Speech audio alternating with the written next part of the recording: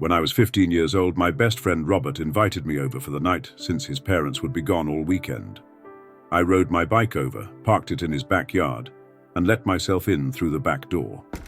We played nearly every video game he had, from FIFA to Call of Duty, with popcorn and junk food scattered across the floor. As the night wore on, we switched from video games to watching half a movie. Eventually, we got bored and started making prank calls. Around 10 p.m., Robert made a few calls to different pizza places. When it was my turn, I dialed a few random numbers, hoping to reach someone at home. On my fourth attempt, a deep, rough voice answered with a simple, "Yeah," instead of a friendly hello. Robert's laughter in the background made me stumble over my words, and I ended up cracking up. I had never done a prank call before, so I was terrible at it. After a moment of silence on the other end, I regained my composure and attempted to continue. "This, sir, would it be all right if I borrowed one of the wheels from your car?" "What's your name, kid?" the man asked. "My name is Bob."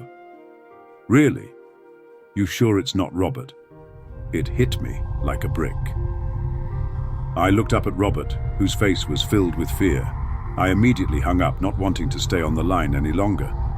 "Robert, who the hell was that?" I asked. I don't know," he replied. "Does your caller ID show your name or something?" "No, it shows my dad's name." We hopped on the computer to research how someone could find out Robert's name so quickly. It didn't make sense. He was too young to be on any personal information sharing websites. We even posted a question on Yahoo Answers, but no one had a similar experience. I suggested he call his dad, but he didn't want to because he wasn't supposed to have anyone over that weekend. We planned to sleep in the living room and resumed watching the movie, trying to forget about the phone call. Just as I thought the call had left my mind, Robert and I exchanged nervous glances when we heard the storm door open and the doorknob of the front door start to turn. The door only turned halfway before the lock stopped it. Robert quickly turned off the TV, and I rushed to the window to see who it was. I pulled the blinds aside and saw a tall man standing outside. He noticed the movement and turned to look at me. I quickly threw the blinds back into place, and Robert and I hid in the kitchen, listening for any more sounds. We heard the gate to the backyard opening, which was right outside the kitchen window. "God damn it," I muttered. "I forgot to shut the back door." Robert urged me to run and close it. As I made my way to the hallway leading to the back door, I froze. There was a silhouette standing outside. I didn't think he noticed me, but he was definitely looking into the house. He opened the door and stepped inside. I tiptoed to the kitchen and motioned for Robert to follow me upstairs. We made it to his room as quietly as possible, pulling the door shut to avoid making noise. We crawled under his bed, which had cloth covering the bottom so nothing could be seen unless someone moved it. Downstairs, the doors creaked open one by one, each sound echoing closer to the stairs. Thumps began moving up the stairs, and soon he was right outside the door. The door to the room creaked open. I could hear Robert's breathing. It was too loud. Footsteps moved to the closet, and I heard coat hangers being slid around as the fabric of jackets rubbed against each other. The footsteps then moved to the bed and stopped. My heart raced as I felt like it might explode. I had to cover Robert's mouth with my hand to quiet him. Silence enveloped the room. We lay still for what felt like an eternity, and I almost thought he had left. I moved my hand away from Robert's mouth and whispered in his ear, "Do you think we can make a run for it?" He was about to respond when a chilling scream filled my ears as Robert was seemingly dragged out from under the bed. I crawled out and saw him struggling with the man. Desperately, I searched for something to use as a weapon and grabbed a screwdriver from his nightstand. I hurried over to the man and drove the screwdriver into his back. He screamed in agony, releasing Robert and giving us a chance to escape. Running onto the road would reveal our position too easily, and it would take too long to reach a neighbor's house. Instead, we dove into the tree line of the woods, hiding behind a bush and watching the house. The back door opened and the man stepped outside, scanning the backyard. I felt his eyes pass over me as he searched through the tree line, but it seemed too dark for him to see us.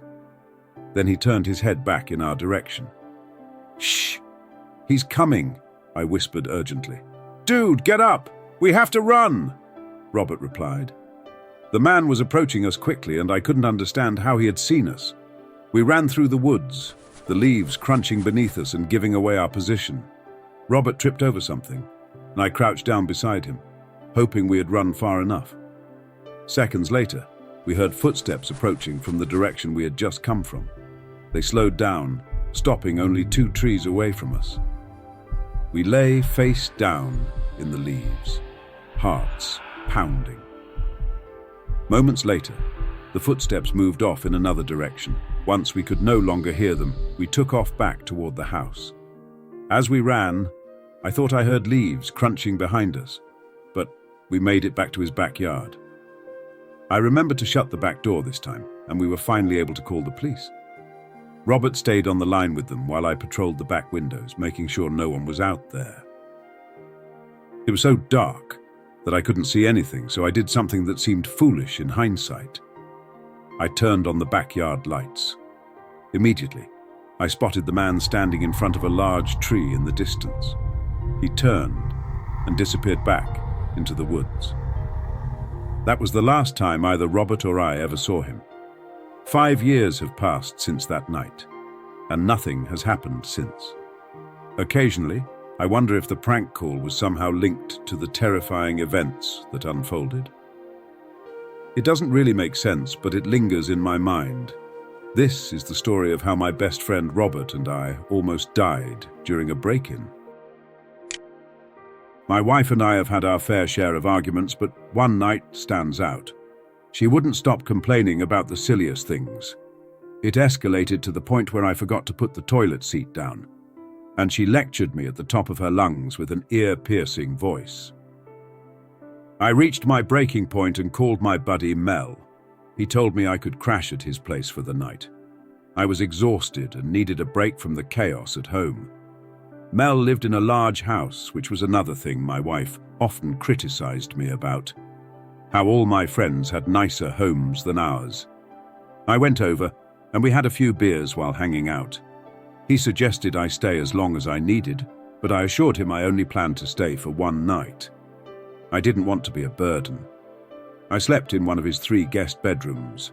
Surprisingly, he had only used one of them so far, keeping the others locked for future parties.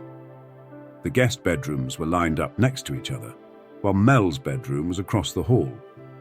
It was an odd setup, but it led to me hearing strange noises from the next room. I thought it was just Mel, but it became annoying, so I decided to check it out. I tried the doorknob, but it was locked.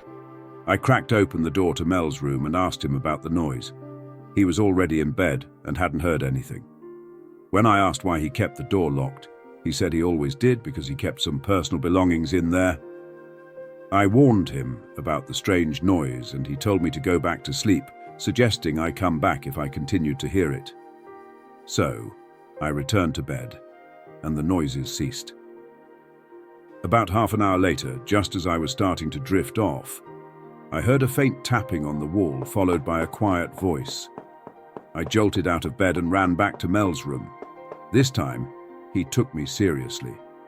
He grabbed the key to the locked doors and unlocked the one next to mine. As we stepped inside, a cold breeze hit us. The window was wide open and the closet door was ajar. We searched the room and found the bed had impressions on it, as if someone had been lying there.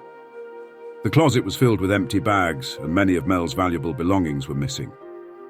Suddenly, Mel dashed out into the hallway. Confused, I followed him as he unlocked the door to the 3rd guest bedroom. The first thing we saw was a dark figure jumping out the window onto the patio roof. Mel was about to leap after him, but instead, we ran outside through the back door, hoping to catch him. By the time we got there, he was already gone. What we found in that room was far more disturbing. The white sheets on the bed were stained with blood, and a butter knife that had been missing lay on the floor, marked with blood spots. Clearly, someone had been living in Mel's home for over a week, most likely homeless and potentially dangerous drug addicts. It made sense now why he had mentioned how quickly his food disappeared despite being so skinny.